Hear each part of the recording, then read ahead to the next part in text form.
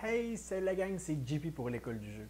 Il y a un peu plus d'un an, j'ai eu l'immense privilège de tester sur Tabletopia Brides and Brides, un gros jeu de stratégie qui a connu un succès sur la plateforme Kickstarter. Et aujourd'hui, les concepteurs de ce jeu-là récidivent avec un jeu qui emprunte une avenue totalement différente. Un jeu qui s'adresse peut-être à un public un peu plus jeune et dynamique. Il s'agit de Drakkar, le jeu de cartes. Un jeu pour 3 à 5 joueurs, un jeu d'ambiance qui par ses règles va vous encourager à crier, à vous taper sur les doigts et à littéralement vous voler les uns les autres. C'est un jeu qui vous intéresse de par ce que je viens de vous dire? Eh bien, on regarde les règles ensemble immédiatement. Au début de la partie, vous aurez à former le paquet de cartes pioche en conservant uniquement les cartes qui correspondent au nombre de joueurs autour de la table. Alors, dans une partie à 4 joueurs, je conserve toutes les cartes ayant la mention 3 joueurs et plus, mais également celles qui mentionnent 4 joueurs et plus. Je vais prendre toutes ces cartes que je vais mélanger dans mon paquet ici qui forme la pioche. Nous allons également remettre le marqueur premier joueur de façon aléatoire à quelqu'un qui est assis autour de la table. Nous avons le paquet de cartes pioche qui est placé face cachée. Et finalement, nous avons les 3 types de butins qu'il est possible d'aller récupérer et que les Vikings auront nécessairement besoin ou qu'ils vont rechercher à acquérir parce que ce sont des butins très précieux comme les armes, la richesse et les chèvres. Alors, si vous ne voulez pas de blagues de mauvais goût au sujet de pourquoi les Vikings auraient besoin de chèvres sur leur bateau, eh bien, je propose qu'on passe tout de suite au prochain plan. Une partie se déroule en 3 manches. Et au début de chaque manche, les joueurs vont piocher 2 cartes quêtes qu'ils vont consulter et devront décider de laquelle ils désirent conserver. Alors, par exemple, celle-ci, cette carte va leur donner les informations au sujet de ce qu'ils doivent réaliser pendant la manche actuelle, ainsi que la récompense qu'ils vont toucher s'ils réussissent leur quête. Cette information est conservée secrète. Le premier joueur va maintenant prendre le paquet de cartes pioche et va former un nombre de paquets correspondant au nombre de joueurs autour de la table. Dans ce cas-ci, 4 paquets. Alors, 1, 2, 3, 4. Et chaque paquet sera composé de 10 cartes. Et les joueurs voient les cartes qui composent chacun des paquets. Alors, on continue comme ça jusqu'à ce que nos 4 paquets soient composés de 10 cartes chacun. Vient ensuite la phase de sélection de paquets de cartes. Alors, il y a devant nous 4 paquets différents. Nous sommes 4 joueurs imaginaires autour de la table et chacun d'entre nous va hériter de l'un de ces paquets. On ne sait tout simplement pas encore lequel d'entre eux. Alors, celui qui a le marqueur premier joueur va donner le ton. Tout le monde autour de la table va prendre l'une de ses mains qu'il va mettre dans son dos, l'autre main de cette façon avec l'index qui pointe vers le ciel, et lorsque le premier joueur va hurler de toutes ses forces « Par Odin !» à la fin de son cri, les joueurs vont simultanément et le plus rapidement qu'ils le peuvent pointer l'un des paquets de cartes. Aussitôt que vous êtes le premier joueur à pointer l'un des paquets, vous le récupérez. Si, dans l'éventualité où 2 joueurs pointent le paquet, le premier à l'avoir pointé le récupère et le deuxième joueur ou les autres joueurs, puisque il est possible que plusieurs joueurs pointent le même paquet, donc le premier à le pointer le récupère et les autres doivent se dépêcher d'en sélectionner un autre parce que sinon, eh bien, ils vont tout simplement hériter du paquet que personne ne voulait. Alors, dès que ça c'est fait, chaque joueur va récupérer le paquet dont il a hérité et va consulter ses cartes. Et vous remarquerez que chacune de ces cartes a 2 côtés, donc peut être utilisée pour 2 choses différentes. Alors, vous devrez prendre connaissance de chacune de ces actions avant, lors de la prochaine phase, de les effectuer. Dès qu'ils auront fini de consulter leurs cartes obtenues, les joueurs vont passer à la prochaine phase, celle où ils joueront les cartes qu'ils ont maintenant en main. Alors, dès qu'un joueur se sent prêt, il choisit l'une de ses cartes qu'il plaque contre la table face cachée et il commence le décompte. 5, 4, 3, 2, 1, 0. Ce sont pendant ces 5 secondes que les autres joueurs devront également plaquer leurs cartes contre la table, sans quoi ils devront perdre l'une des cartes en main. Et vous aurez 10 tours, donc 10 cartes que vous pourrez jouer lors d'une manche. Si vous en perdez une, vous perdez carrément l'un de vos tours. Alors vous aurez 5 secondes pour choisir et jouer votre carte, sinon vous en perdez une. Ensuite, les joueurs vont dévoiler les cartes qu'ils auront choisies et vont les placer tout simplement devant eux. Et premièrement, vous voudrez construire un drakkar ou un knarr, donc des bateaux de vikings, et par la suite, vous allez pouvoir ajouter certains équipements, certains passagers ou jouer certaines cartes agressives pour mettre des bâtons dans les roues de vos opposants. Mais au départ, tout le monde voudra probablement se construire un bateau. Alors, dès que les cartes ont été résolues, on passe au deuxième tour. Alors, on procède de la même façon. 5, 4, 3, 2, 1, 0. On dévoile nos cartes et de cette façon, vous voyez, je suis en train de construire mon bateau. Il existe évidemment plusieurs types de cartes. Vous en aurez 3 qui vous permettront de construire votre bateau. Dans ce cas-ci, le drakkar qui est composé de 3 cartes, mais il serait possible de ne pas jouer la carte du centre pour obtenir un simple knarr qui serait composé de 2 cartes et vous auriez quand même un bateau complet. On se souvient que c'était l'une des exigences concernant notre quête d'avoir un bateau complet, soit un knarr ou un drakkar.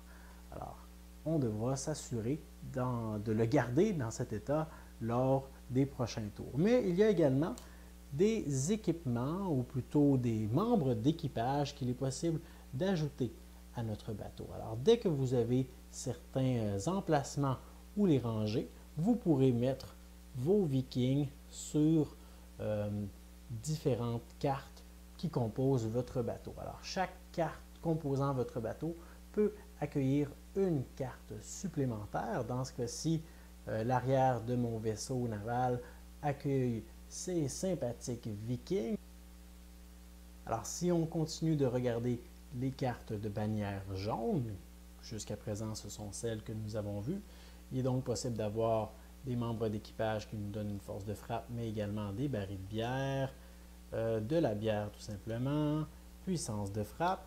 Alors ça, ce sont les cartes qui, règle générale, vont s'ajouter à mon navire une carte par emplacement. Nous avons également les cartes de bannière rouge. Alors celles-ci sont un peu spéciales. Vous vous souvenez que nous allons plaquer notre carte comme ceci contre la table. Dès que tout le monde dévoile sa carte, lorsque c'est une bannière jaune, il n'y a rien de particulier qui se passe. Les joueurs ajoutent la carte à leur petit tableau devant eux.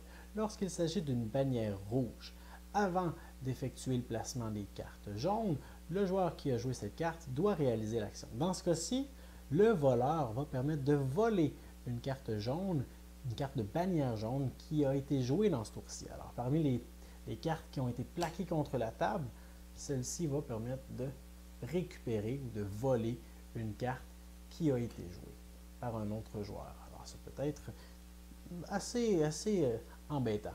Et nous avons ici notre sympathique Loki. Lorsque cette carte est jouée, la personne qui l'a mis contre la table peut aller voler un butin à un autre joueur. Alors, voler une chèvre, des richesses ou des armements. Et finalement, nous avons les cartes de bannière bleue qui représentent des événements particuliers. Dès qu'un joueur plaque l'une de ces cartes contre la table, on résout d'abord les cartes de bannière rouge, puis les cartes de bannière jaune, et ensuite, à la fin, on passe aux bannières bleues. Celle-ci représente une attaque directe envers le village d'un autre joueur.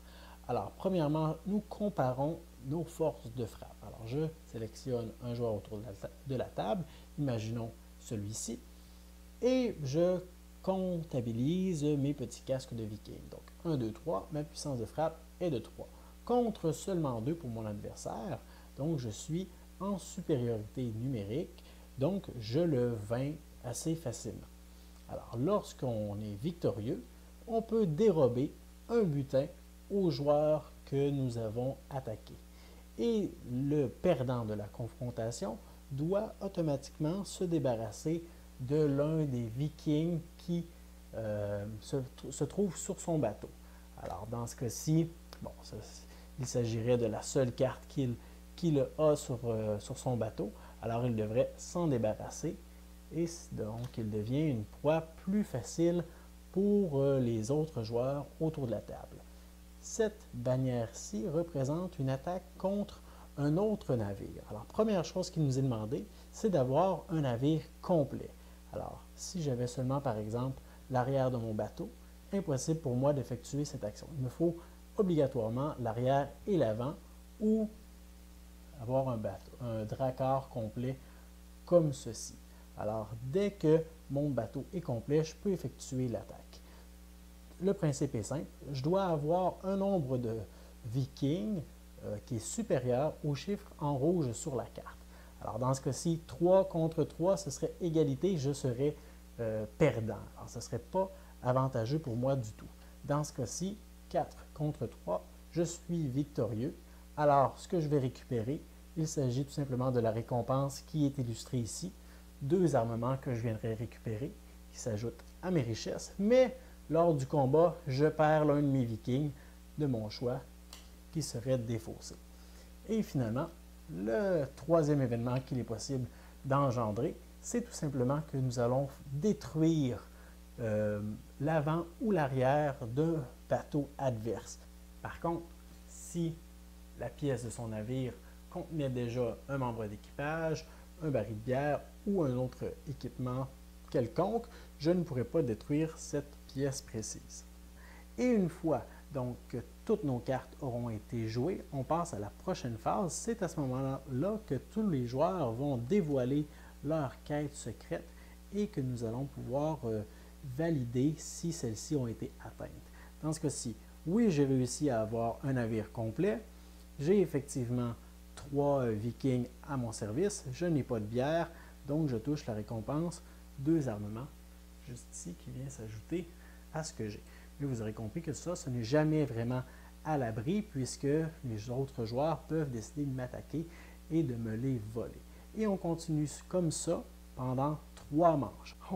Mais n'allez pas croire que chaque quête sera une victoire assurée. Au contraire, il est possible que vous échouez lamentablement, soit parce que votre bateau est incomplet ou parce que vous n'avez pas le nombre de vikings ou de barils nécessaires à bord de votre navire, comme dans ce cas-ci. Alors, votre équipe devient allouée.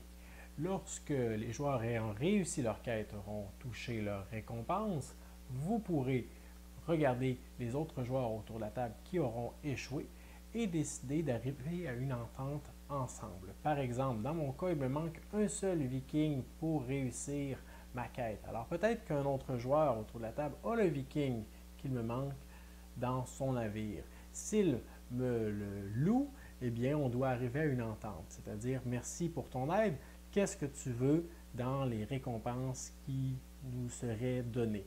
Alors peut-être que le joueur qui va apporter son aide va réclamer 2 butins parmi les 3 qui seront redistribués. Alors c'est à nous d'arriver à une entente, sans quoi personne ne touche rien et on passe à la prochaine phase. Au terme de la 3e manche, nous allons passer au décompte final.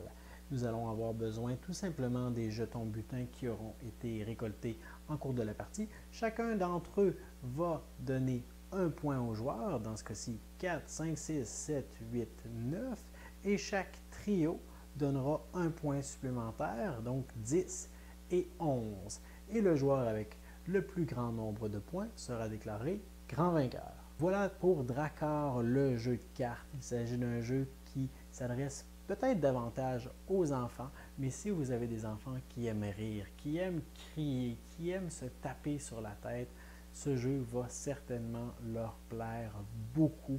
Et vous pouvez y jeter un œil sur Kickstarter parce que je vous rappelle qu'il s'agit d'un prototype et donc tout ce qui est règles, mais aussi composantes est sujet à changer au cours des prochaines semaines, prochains mois. Alors, je vous invite à jeter un œil à la page Kickstarter pour avoir davantage d'informations. C'est certain que si vous êtes un grand joueur passionné qui cherche des jeux de stratégie, peut-être que vous allez décider de passer votre tour sur ce jeu-là parce que c'est certainement un jeu d'ambiance où est-ce que tout le monde va crier, tout le monde va se voler des trucs entre eux et va se taper sur les doigts.